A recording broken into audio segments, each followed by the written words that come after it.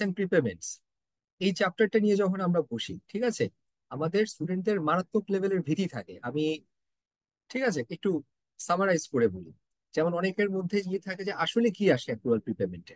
ঠিক আছে, একটু ডেপথে গিয়ে যদি দেখেন, অ্যাক্রুয়াল প্রিপেমেন্টস আমাদের বইতে যে সাম গুলো আছে, আরমান টেল মি, স্যার হ্যান্ড্রেস চ্যাপ্টারটা শুরু করেছেন? করার আগে স্যার একটু ইয়া করি স্যার। হুম। স্যার গত ক্লাসে স্যার একটা জিনিস আপনি পড়াইছিলেন, সেটা হলো sir markup and margin. Sir ওইটার প্রবলেম থাকলে কনসেপ্টটা কি স্যার? আমি আমি একটু পরে যাব। ঠিক আছে, আমি পরে যাব। মান একেবারে ইয়ে নষ্ট হয়ে যাবে ক্লাসে।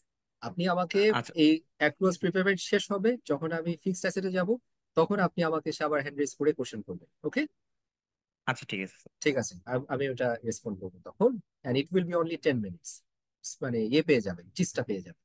আচ্ছা, সো অ্যাক্রুয়ালস এন্ড প্রিপেমেন্টস এ আমরা যে জিনিসটা আসলে দেখি সেটা হচ্ছে গিয়ে যে আমাদের বিজনেস আমরা করি সব সময় ক্যাশ বেসিসে করি না, আমরা করি অ্যাক্রুয়াল বেসিসে করি। সো অ্যাক্রুয়াল বেসিসে করলে দেখা যাচ্ছে যে কিছু বিলস আমাদের আনপেইড রয়ে যাচ্ছে, সার্ভিস ইউটিলাইজ করেছি, ঠিক আছে, কিন্তু আমি এখনো টাকা দেইনি। আবার কিছু কিছু জায়গায় দেখবেন যে আমি অ্যাডভান্স পেমেন্ট করে দিয়েছি কিছু এক্সপেন্সের, ঠিক আছে, কিন্তু আমরা যেহেতু অ্যাক্রুয়াল বেসিসে করি, আমাকে তো আসলে আমি এক্সট্রা টাকাটাকে আমি কনসিডার করবো না। ওকে, সেম জিনিসটাই অ্যাক্রুয়ালস এন্ড প্রিপেমেন্টসটা আপনার ইম্প্যাক্ট ফেলবে আমাদের রেভিনিউ কালেকশনের কেসে। এই জায়গাটাতে আমাদের স্টুডেন্টদের প্রবলেম গুলো হয়ে থাকে। ঠিক আছে, যেমন আমরা যখন অ্যাক্রুয়ালস এন্ড প্রিপেমেন্টস কথা বলি, আপনারা খুব থরো ভাবে ধরতে পারেন যে আমি যখন এক্সপেন্সের অ্যাক্রুয়াল কি, প্রিপেমেন্টস এর মানে এক্সপেন্সের প্রিপেমেন্ট কি।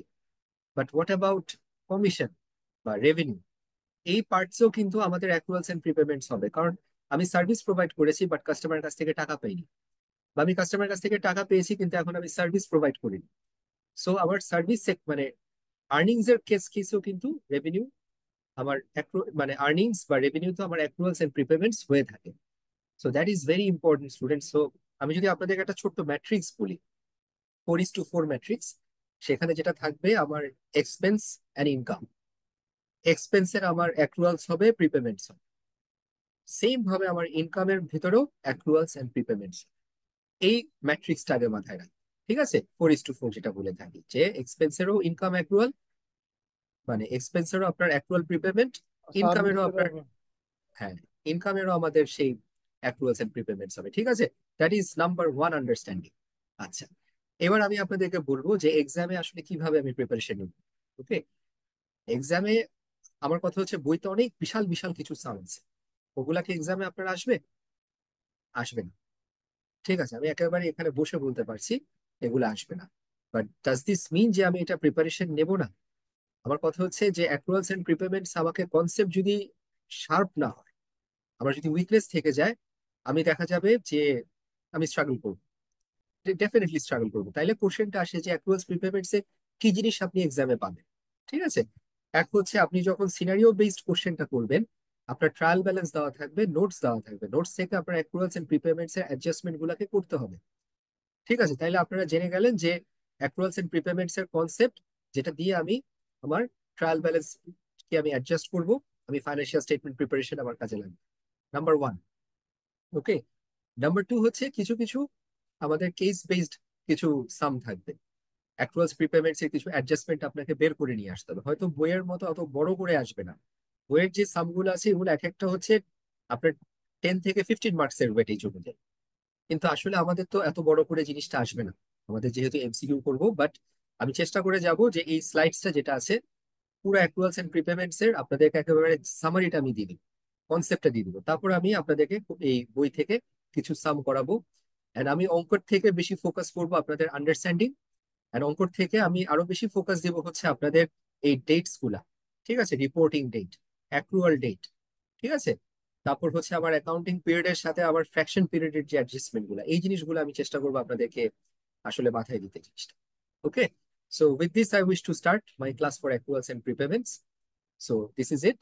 যেটা আমরা বলছি যে যেহেতু আমরা অ্যাক্রুয়াল বেসিসে আমরা অ্যাকাউন্টিং ফাইন্যান্সিয়াল স্টেটমেন্ট প্রিপেয়ার করি, আমাকে এক্সপেন্স গুলাকে বা ইনকাম গুলাকে আমাকে চেক করে দেখতে হবে যে কোনো কিছু আনপেইড বা প্রিপেইড আছে কিনা। ঠিক আছে, এন্ড সেই অনুযায়ী আমাকে কিছু অ্যাডজাস্টমেন্ট করে যেতে হবে। ওকে, সো চারটা কেস আমি আপনাদেরকে হাইলাইট করি। একটা হচ্ছে গিয়ে যে বছর শেষ হলো, মানে আমি সার্ভিস ইউজ করেছি বাট আমি এখনো কাস্টমারদের আমি আমার ভেন্ডারদেরকে আমি এখনো পে করিনি, ঠিক আছে? বা আমি দেখা যাচ্ছে যে ভেন্ডারদের সার্ভিস ইউজ করে এখনো করি নাই, বা করেছি বাট আমি বেশি পেমেন্ট করে দিয়েছি তাকে, ঠিক আছে?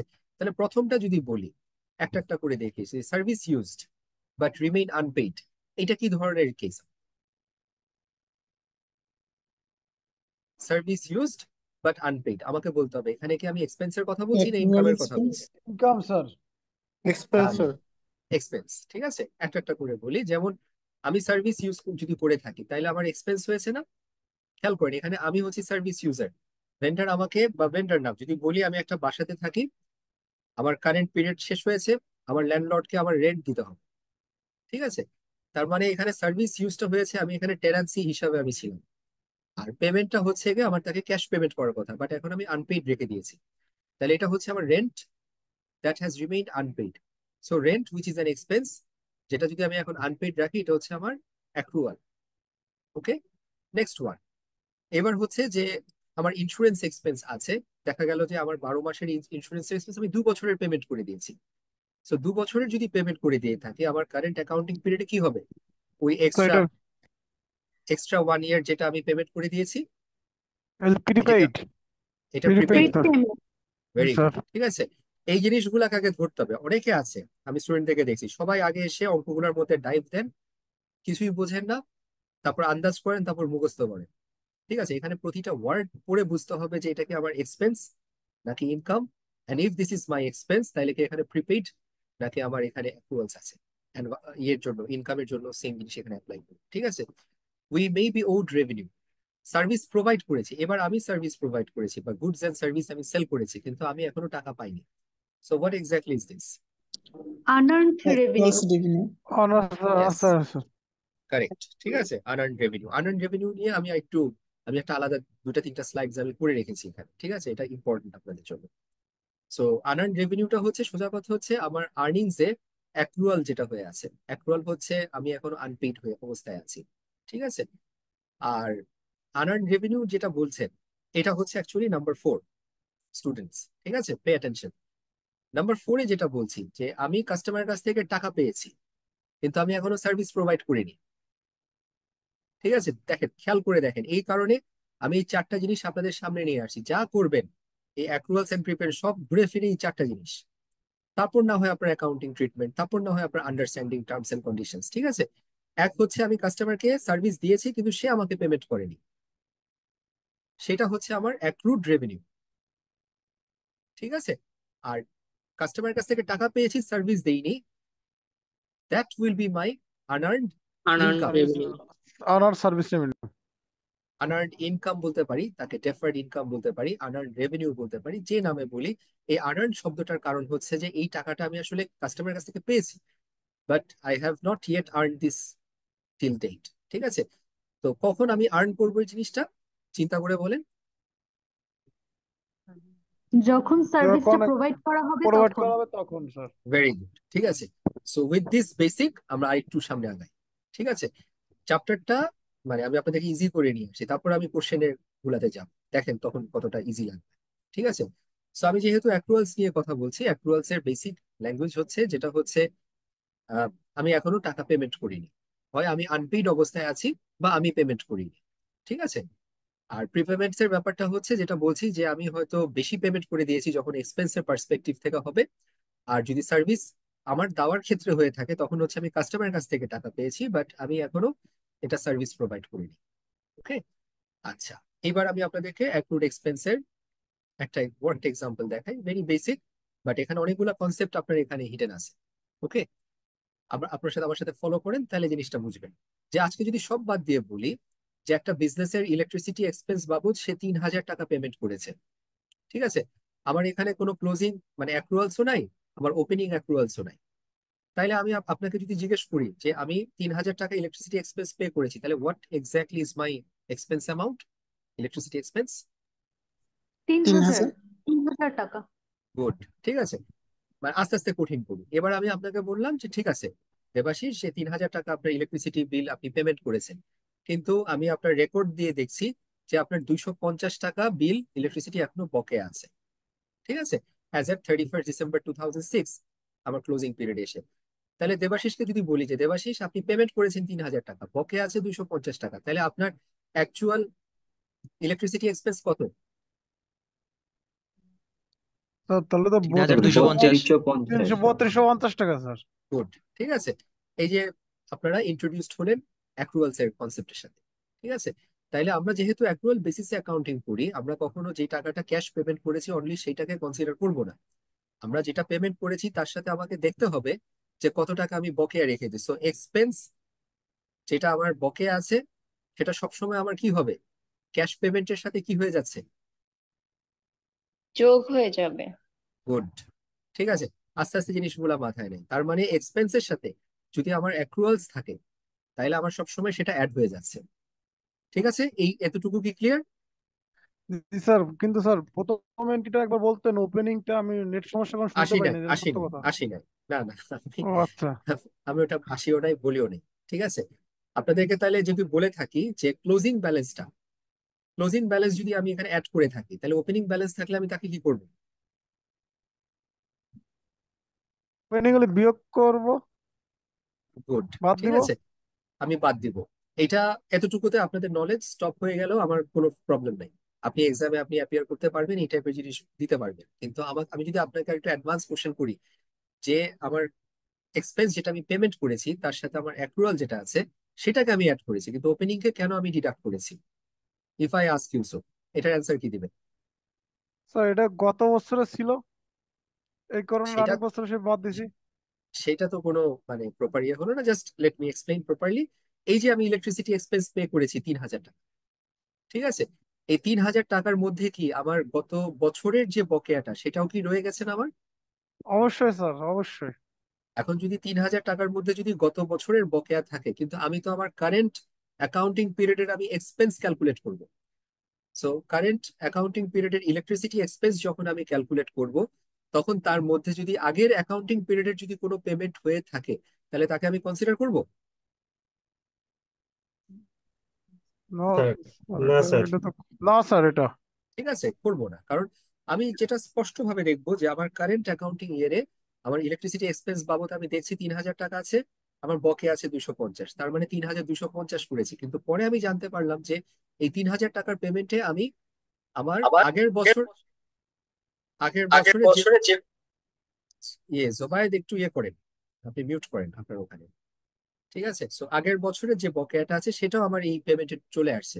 এখন আপনাকে আমি কোশ্চেন করি, 2005-এ আপনি কি এই 400 টাকা কি তখন আপনি বকেয়া হিসাবে আপনি অ্যাড করে দিয়েছিলেন এক্সপেন্সের সাথে? জি স্যার, তাইলে অবশ্যই, যদি কারণ এটা যোগ করছি তখন 2005-এ। হ্যাঁ, তাহলে যদি আবার যদি আমি এখানে এসে তাকে 3,000-এর ভেতরে যদি সে থেকে যায়, তাকে যদি আমি কাউন্ট করে ফেলি তাহলে আমার ডাবল কাউন্টিং হবে। And that is the reason আমি সবসময় ওপেনিং ব্যালেন্স অ্যাক্রুয়ালকে আমি ডিডাক্ট করি, ক্লোজিংটাকে আমি অ্যাড করি, and there I get my actual expense for the accounting period. এবার আপনারা আমাকে কোশ্চেন করেন, কারো কোনো ইস্যু থাকলে। স্টুডেন্টস,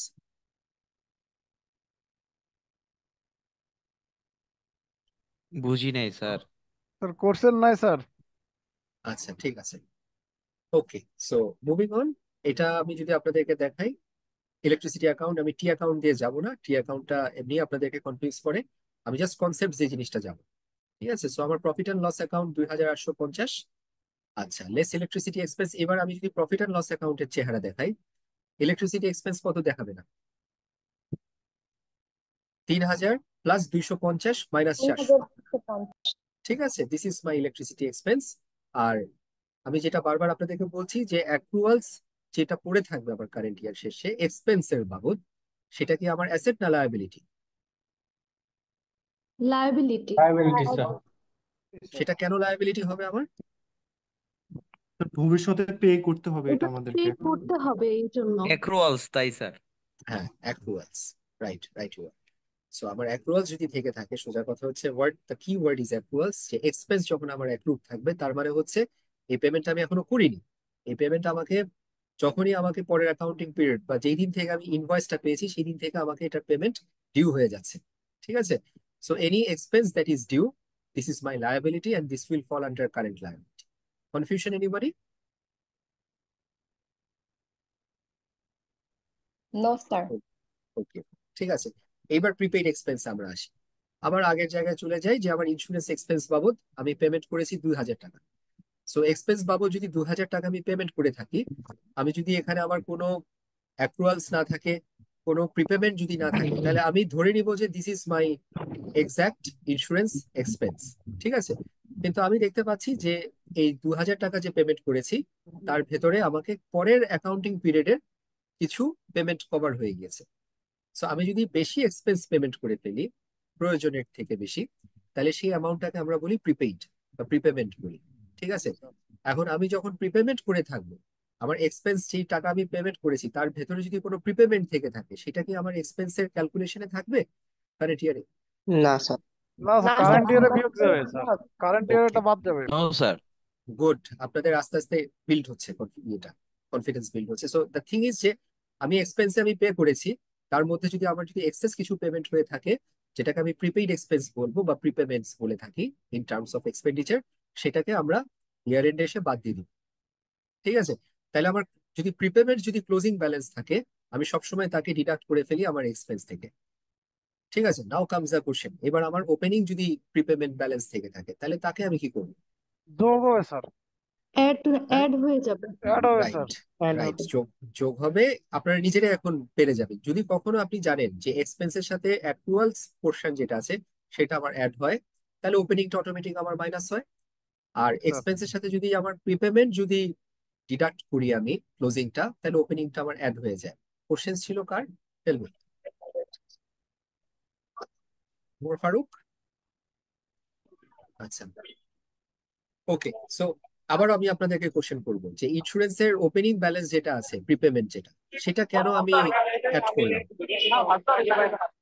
কারণ এটা লাস্ট ইয়ারের প্রিপেমেন্ট ছিল, আর এই বছর এক্সপেন্স হয়ে যাবে এই জন্য। এই বছরে তো কারেন্ট হয়ে যাচ্ছে, এই জন্য আর কি কারেন্ট ইয়ারে। এই রাইট, বছর এক্সপেন্স হিসেবে কনসিডার করব। জি ভেরি স্যার। গুড। ঠিক আছে, এক্স্যাক্টলি যে স্টেটমেন্ট আমি দিতাম, Jafrin has provided that statement. ঠিক আছে, সো এটা আমার কারেন্ট ইয়ারের সাথে রেলেভেন্ট। ঠিক আছে, নট অফ প্রিভিয়াস ইয়ার, যদিও প্রিভিয়াস ইয়ারে পেমেন্ট করে দিয়েছে। সো বারবার এই জিনিসটা বলি যে cash basis of accounting and accrual basis of accounting এর আমাদের ডিস্টিংশন গুলো হচ্ছে যে payment will not dictate.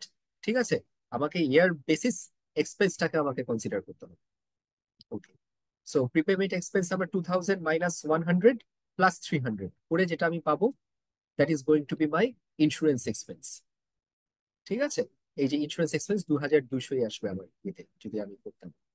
R profit and loss অ্যাকাউন্টের দিকে যদি আমি তাকিয়ে দেখি, সেখানে আমি পাবো কি? আমার ইন্স্যুরেন্স এক্সপেন্সে 2,200, যেটা হচ্ছে কারেন্ট ইয়ারের চার্জ। আর যেহেতু আমি বলছি যে প্রিপেমেন্ট, প্রিপেমেন্ট হচ্ছে আমি আজকে বসে আমি পরের বছরের পেমেন্ট করে দিয়েছি। So this is actually a kind of an asset. ঠিক আছে, so any expense that is being prepaid, ঠিক আছে, it's an asset and it will fall under current asset category. So prepaid expenditure বা advances of any expenditure হচ্ছে আমার current asset হিসাবে consider করা হবে। আর যদি আমি কখনো বলি যে আমার অ্যাক্রুড এক্সপেন্স থেকে থাকে, আনপেইড এক্সপেন্স থেকে থাকে, সেটা আমার কারেন্ট লায়াবিলিটি হিসাবে কনসিডার করা হবে। ওকে, সো এই তো গেল। এবার হচ্ছে আপনাদের রেভিনিউর হিসাবটা দিই। ঠিক আছে, রেভিনিউর কেসে কি হচ্ছে? আমি এতক্ষণ এক্সপেন্সের গল্প শেষ করলাম, এবার আমি আপনাদেরকে কমিশনের কথা বলি, ফিজের কথা বলি বা রেভিনিউর কথা বলি। সো রেভিনিউ আপনার জন্য হচ্ছে আর্নিংস। ঠিক আছে, সো ইনকাম, সোজা কথা। সো আপনার বিজনেস যদি ধরেন 6,500 টাকা যদি আর্ন করে থাকে কমিশন, ঠিক আছে, আর যদি কোনো বকেয়া না থাকে, ঠিক আছে, আর কিছুই যদি না থাকে, তাহলে what is your commission income students এই কেসে এক্সাম্পলে? 6,500 টাকা। 6,500 টাকা স্যার। আচ্ছা, এবার যদি আমি বলি যে দেবাশিস আপনার এখনো 500 টাকা কমিশন আপনি কাস্টমারকে সার্ভিস প্রোভাইড করেছেন, আপনাকে এখনো পে করেনি। আর এই ওয়ার্ড গুলা দেখলে বুঝবেন যে স্টিল ওড, যে কমিশন মানে আপনার ইনকাম ইজ স্টিল ওড। এই ওয়ার্ড গুলা ওড, ওয়িং, কি পরিমাণ আপনাদেরকে হ্যাসেল করে, মানে মি অ্যাজ আ ফ্যাকাল্টি আমি আপনাদেরকে 10 বছরে দেখেছি। ঠিক আছে, সো ওয়ার্ড গুলা পড়ে দেখবেন যে আপনি আপনার এই ওয়ার্ডের কনফিউশনে কিন্তু আপনি আপনার অঙ্ক চেঞ্জ করে ফেলেন আপনারা। ঠিক আছে, সো কথা হচ্ছে কি অঙ্ক কিন্তু তার মতো করেই আছে, কিন্তু আমার ব্রেইন যেভাবে ইন্টারপ্রেট করতেছে সেই অনুযায়ী আমি অঙ্ক করে রেজাল্ট দিয়ে এসে কনফিডেন্টলি চলে আসছি যে আমার অঙ্ক হচ্ছে, but that is not the case. So যদি কখনো দেখেন ওয়ার্ড গুলা খেয়াল করেন, কমিশন মানে আমার ইনকাম। ঠিক আছে, অনেকেই কমিশনকে মনে করে আমার এক্সপেন্স, এই তো ওখানেই শেষ। ঠিক আছে, still owed to the business, এই ওয়ার্ডটা খেয়াল করবেন, ওড মানে বকেয়া, ঠিক আছে, কার কাছে? Two the business. তার মানে এই ইনকাম আমার এখনো বকেয়া আছে। তাহলে what exactly is this? Accrued income. According আমাদের কারেন্ট ইয়ার। হ্যাঁ, এখানে আমার একজন স্টুডেন্ট আপনারা বলেছিলেন যে এটা আমার আনআর্নড ইনকাম কিনা। See, this is very important to understand. আজকে থেকে আপনারা অ্যাক্রুড ইনকাম আর আনআর্নড ইনকামকে একেবারে আলাদা করে ফেলেন, ঠিক আছে? অ্যাক্রুড ইনকাম মানে হচ্ছে আমি সার্ভিস প্রোভাইড করেছি বাট টাকা পাইনি। আর আনআর্নড ইনকাম হচ্ছে যে আমি কাস্টমারের কাছ থেকে টাকা পেয়েছি কিন্তু আমি এখনো সার্ভিস প্রোভাইড করিনি, প্রোভাইড করে। ঠিক আছে? দিস ইজ এক্সট্রিমলি ইম্পর্টেন্ট এই ওয়ার্ড গুলা। আচ্ছা, তাহলে আমি যখন কাস্টমারের কাছ থেকে এই কমিশনটা আমার বকেয়া আছে, এখন যদি আমি আমার কমিশন ইনকাম যদি আমি বলি যে কত টাকা আছে আমার বিজনেসে, what would that amount be? তাহলে এই টাকা যোগ করতে হবে। 500 আর 500 যোগ হবে। 400 405। গুড, ঠিক আছে। দেখেন আপনাদেরকে 6,500-র সাথে 500 অ্যাড করে 7,000 হবে। দেখেন এই কনসেপ্ট জানা থাকলে কেউ আপনারা এগুলো মুখস্থ করতে হবে না। অনেকে বসে বসে এগুলো মুখস্থ করেন, এটার সাথে প্লাস এটার সাথে মাইনাস আরো কি কি করেন, আমি দেখি এগুলা হাতে করে অনেক কিছু জিনিস নিয়ে যান আপনারা। এটা এটা ভয়ঙ্কর। এন্ড ইভেন অ্যাজ আ আপনি আপনাদের কি বলবো, আমি আপনাদের এক্সামে হলেও আমি একটা জিনিস দেখেছি এক স্টুডেন্টকে যে এরকম একটা জিনিস নিয়ে যেতে, তখন আমার কাছে দুঃখ লাগলো যে নিতে যদি হয় এরকম জিনিস কেন? We should be based on our understanding, ঠিক আছে? আচ্ছা, কেন এটা? এবার আমি বলি যে আপনার ওপেনিং ব্যালেন্স যদি থেকে থাকে কিছু বকেয়া, ঠিক আছে, এবার কি করবে? আপনার ওপেনিং কিছু রিসিভেবল ব্যালেন্স আছে, কমিশন রিসিভ। চিন্তা করে বলেন যে আপনি আপনার ইয়ার এন্ডে যে ব্যালেন্সটা, আপনি যে টাকাটা আপনি পান নাই, ঠিক আছে, সেটাকে আপনি অ্যাড করে ফেলেছেন। আর ওপেনিং ব্যালেন্স যেটা থাকবে, কমিশন রিসিভেবল থাকবে, ঠিক আছে, সেটাকে আপনি এখন কি করবেন? ডিডাক্ট হবে। মাইনাস করে দিব। Very good. অ্যান্ড আমি যদি আপনাদেরকে, আমি জানি আপনারা অলরেডি ধরে ফেলেছেন বাই নাও যে কেন এটা আমরা মাইনাস করব। কারণ আমি আমার এই বিজনেস যে কমিশন পেয়েছি 6,500 টাকা, তার মধ্যে আমার গত বছরের বকেয়াটাও রয়ে গেছে, যেটা আমি কনসিডার করব না। আমি অনলি কনসিডার করবো হচ্ছে আমার এই বছরে কত টাকা বকেয়া আছে যখন আমি কমিশন ইনকামটা আমি রেকগনাইজ করবো। সো আগের বছরের যে বকেয়াটা ছিল সেটা তো আমার আগের বছরেই অলরেডি তার ইনকামের সাথে রেকগনাইজ হয়ে গেছে, ঠিক আছে? সো আমি যদি তাকে এখন এখানে আবার অ্যাড করে নিয়ে আসি বা তাকে যদি ডিডাক্ট না করি, আমি যদি 6,500-র সাথে 500 অ্যাড করে যদি এটাকে আমি কনসিডারই না করলাম, তাহলে আমার ডাবল কাউন্টিং হয়ে গেল। গত বছরেও সে রেভিনিউ হিসেবে রেকগনাইজ হলো, এই বছরেও আমার বিজনেসের কমিশন যে টাকাটা ক্যাশ পেয়েছি এই ক্যাশের ভিতরেও তাকে আমি কনসিডার করে ফেলেছি। সো ক্যাশ ইনকামের ভেতরে আমাকে যদি ওপেনিং কোনো এরকম অ্যাক্রুড ইনকাম থাকে যেটা আগের বছর অলরেডি অ্যাডেড হয়ে গেছে, সেই জিনিসটাকে আমি এখন কি করব? আমি ডিডাক্ট করে দেব। That is the basic logic. আর যদি অন্যভাবে মনে রাখতে চান যে আমার ক্লোজিং অ্যাক্রুয়াল ব্যালেন্স ইনকাম সবসময় অ্যাড হবে আর ওপেনিংটা আমার মাইনাস হয়ে যায়। ওকে, তাহলে 6,500 প্লাস 5,000 মাইনাস 400 করলে আমি পেয়ে যাচ্ছি আপনার এই কমিশন ইনকামটা আমি পেয়ে যাচ্ছি, ঠিক আছে? So commission income, since this is my revenue or part of my revenue, এটা আমার গ্রস প্রফিটের সাথে কি হবে? অ্যাড হয়ে যাবে। 6,600 টাকা অ্যাড হবে, নট 6,000, মানে 6,500, নট 7,000 টাকা। ইট উইল বি 6,600। ওকে। আর আমি একটা জিনিস বলি যে কোনো কাস্টমারকে যদি সার্ভিস প্রোভাইড করি, এটা আপনারা ভালো করে জানেন, কিন্তু কাস্টমারের কাছ থেকে যদি টাকা না পাই সেটাকে অ্যাকাউন্টস রিসিভেবলকে আমি কি হিসাবে রেকগনাইজ করি? Where does it belong in my balance sheet? Current asset sir. Current current asset sir. Right, ঠিক আছে, এটা আমার কারেন্ট অ্যাসেটের পার্ট। সো অ্যাক্রুড কমিশন রিসিভেবলও আমার কারেন্ট অ্যাসেটের পার্ট, 500 টাকা। ওকে, এইবার আস্তে আস্তে আর একটু কঠিন একটা এরিয়াতে আসলাম, যে জিনিসটা আপনারা এতদিন হয়তো দেখে আসেননি বা দেখলেও ওভাবে এটা চর্চা হয়নি, ঠিক আছে? Prepaid revenue.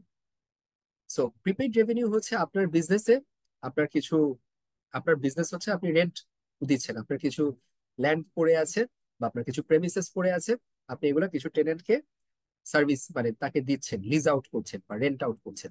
সো সে আপনাকে দেখা যাচ্ছে একটা সার্টেন টাইম পর পর আপনাকে কি করে? রেন্ট দেয়। সো সে যদি আপনাকে রেন্ট দেয় সেটা আপনার জন্য কি হচ্ছে? Rental income, income.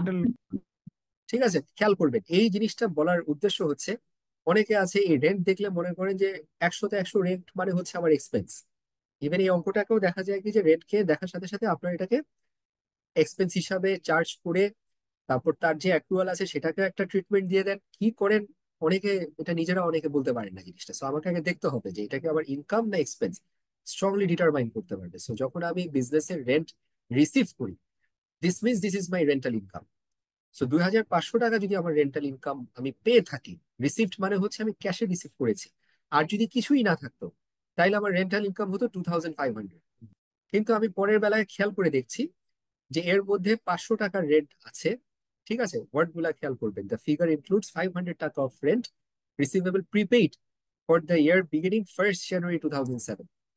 তার মানে আমার 1st জানুয়ারি 2007 মানে কি, পরের বছরে। আমার current year is based on 2006। So 2007 এর যে ইনকামটা আমার, মানে এই রিসিভেবল এই টাকা যেটা পেয়েছি তার মধ্যে যদি ঢুকে পড়ে, তাহলে এটা কি হলো আমার? ডিডাক্ট করতে হবে, বাদ দিতে এটা হবে। Unsigned revenue. এটা একটা নাম আছে, এটার একটা প্রপার নাম আছে। আমি তো চাই Unearned আপনারা আনআর্নড রেভিনিউ, ঠিক আছে, আনআর্নড ইনকাম বা ডেফার্ড ইনকাম, যে নামে বলে, জিনিসটা কনসেপ্টটা বুঝে নেবেন। ঠিক আছে, so any income that has not yet bin earn, সেটা আমার ক্যাশ রিসিপ্টের থেকে আবার সবসময় বাদ দিয়ে দিতে হবে।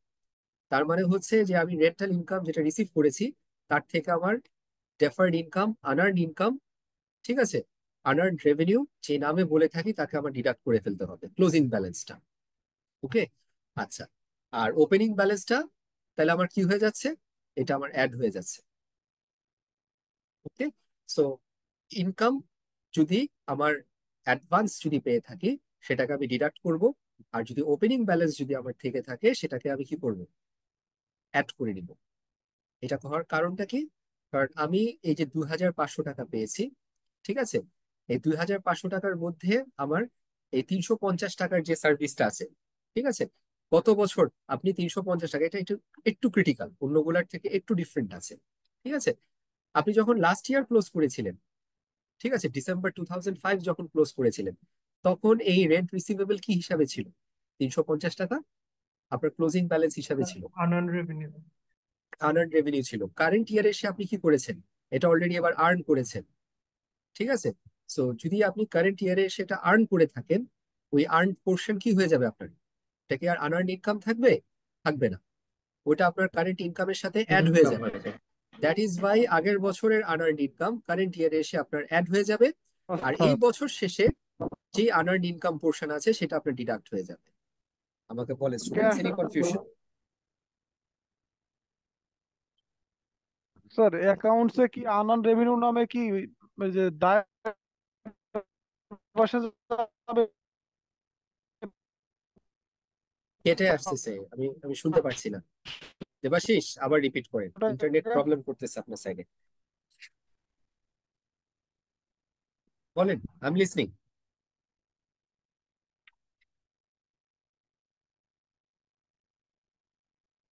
কেউ দেবাশিসকে শুনতে পাচ্ছেন?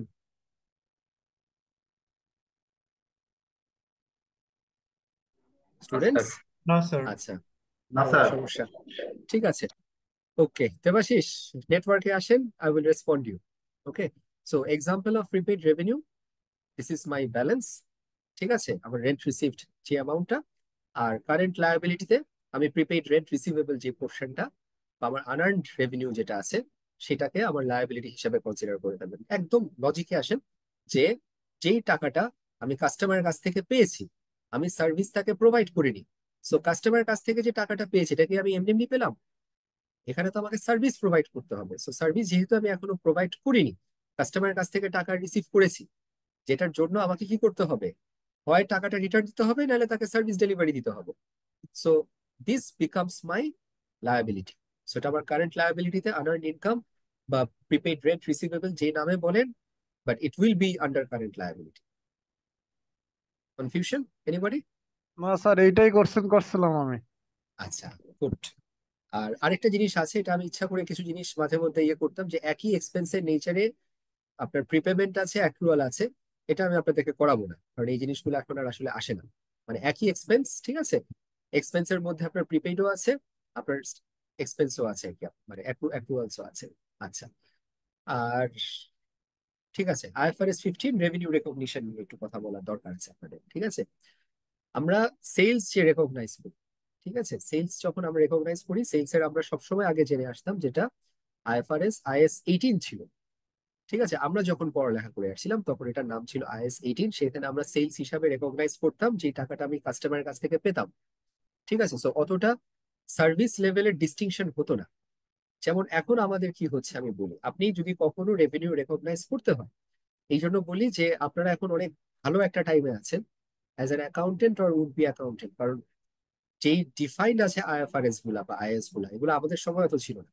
সো আপনাদেরকে এখন আমি যখন পড়াতেও যাই বা যখন নতুন আপডেট গুলো হয়, তখন আমারও নিজের কতগুলো জিনিস শেখা হয়। সো এটা আমার 2019-এ এসে এই জিনিসটা আপনার আসছিল।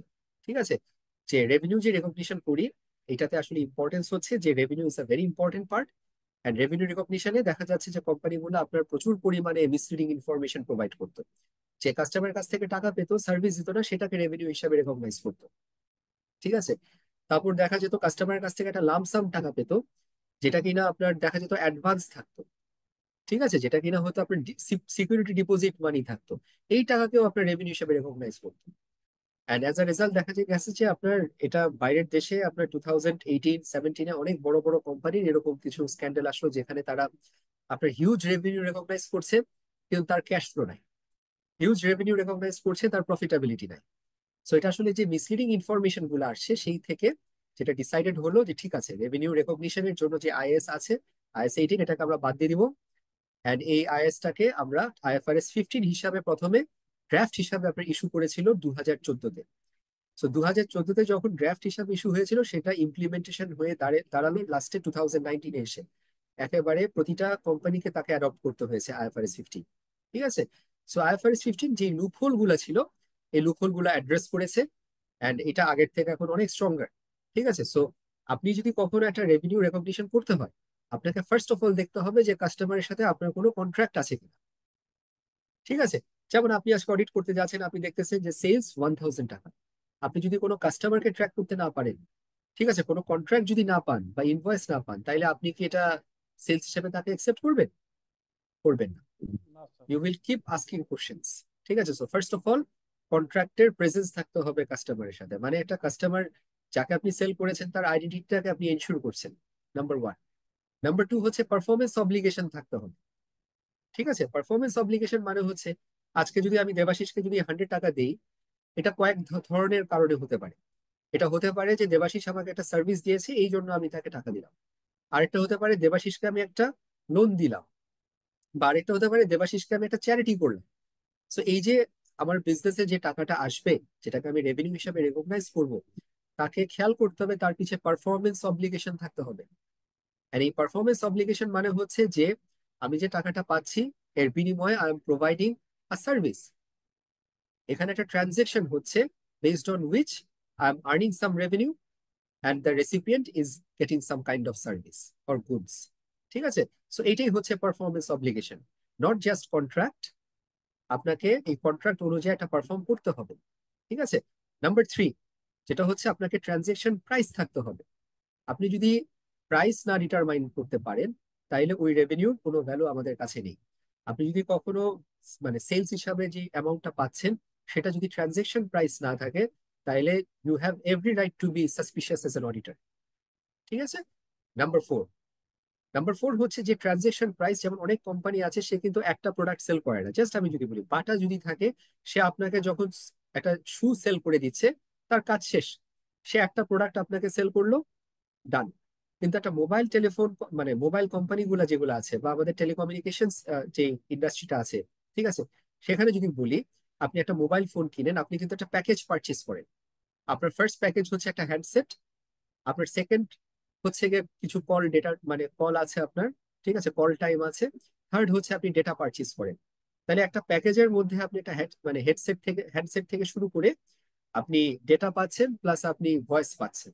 সো এই তিনটা মিলে কিন্তু আপনার কি হচ্ছে, ওই টোটাল প্রাইসটা, ওই যে ট্রানজেকশন প্রাইস, যেটা আমি নাম্বার 3-তে বললাম আপনাদেরকে। ঠিক আছে, তারপর আপনাকে জানতে হবে যে এই কথাটা ইম্পর্টেন্ট, সেটা হচ্ছে যে সার্ভিস বাবদ আপনাকে আলাদা আলাদা করতে হবে প্রাইস। ঠিক আছে, দিস ইজ ভেরি ইম্পর্টেন্ট। যেমন আপনার হ্যান্ডসেটের জন্য প্রাইস আলাদা, আপনার ভয়েসের জন্য প্রাইস আলাদা, ডেটার জন্য আপনার প্রাইস আলাদা। এন্ড সেটাকে আপনি অ্যালোকেট করতে পারতে হবে, লামসাম হলে হবে না। ঠিক আছে, এন্ড নাম্বার 5, আপনি রেভিনিউ যখন রেকগনিশন করবেন, আপনাকে এনশিওর করতে হবে আপনার পারফরমেন্স অব্লিগেশন আপনি স্যাটিসফাই করেছেন। এইটা হচ্ছে একটু আগের গল্পটা যেটা বললাম, যে আপনি কাস্টমারের কাছ থেকে টাকা পেয়েছেন কিন্তু আপনি তাকে সার্ভিস এখনো দেননি, সেটাকে আমরা কি বলি স্টুডেন্টস? আনআর্নড নতুন unearned revenue গুড আনার্নড। নতুন জিনিস আমরা ডিসকাস করেছি আজকে, এই জন্য আমি একটু রিপিট করছি যাতে মাথায় থেকে যায়। সো এটা আমার রেকগনিশন ক্রাইটেরিয়া। হ্যাঁ, রেকগনিশন ক্রাইটেরিয়া ফুলফিল হতে হবে। This is my last and the most important obligation. তার মানে আমি যদি বলে থাকি যে হ্যান্ডসেটটা যখন আমি সেল করেছি আপনার কাছে along with data and voice, ঠিক আছে, খেয়াল করে দেখবেন আমার এই তিনটা আইটেম আপনাকে আমি সেল করেছি, আমি কোনটার কন্ট্রাক্ট আমি বা কোনটার রেভিনিউ আমি রেকগনাইজ করবো আপনার কাছে ইমিডিয়েটলি? হ্যান্ডসেটের। কারণ আমার কাছ থেকে আপনি হ্যান্ডসেটটা বুঝে পেয়েছেন। ডেটাটাকে আমি রেকগনাইজ করব, আপনি ইন্টারনেট যখন ইউজ করবেন তখন আমি ডেটার রেভিনিউ রেকগনাইজ করব। ঠিক আছে, আপনি যখন ফোন কল করবেন আপনার যত টাকার মানে কল করেছেন কথা বলেছেন তত টাকার আমি রেকগনিশন করব। Is this clear to you? Sir very very important. ঠিক আছে, এটা যে কাজ করবেন বা স্যার সামনে 4 দেখবেন। নম্বর পয়েন্ট আরেকবার বলবেন? আচ্ছা, ডেফিনেটলি। আমি না, আমার কথা হচ্ছে যেটা মানে বেস্ট এক্সাম্পল যেটা আমি বলে থাকি সেটা সবসময় হচ্ছে যে আমরা যখন একটা মোবাইল প্যাকেজ পারচেস করি, লেটস জাস্ট সে গ্রামীণ থেকে আপনি একটা প্যাকেজ পারচেস করেছেন, ঠিক আছে, 35,000 টাকা। এই 35,000 টাকার মধ্যে আপনার যে প্যাকেজটা আছে সেটা হচ্ছে 30,000 হচ্ছে আপনার মোবাইল ফোনের হ্যান্ডসেটের প্রাইস, ঠিক আছে।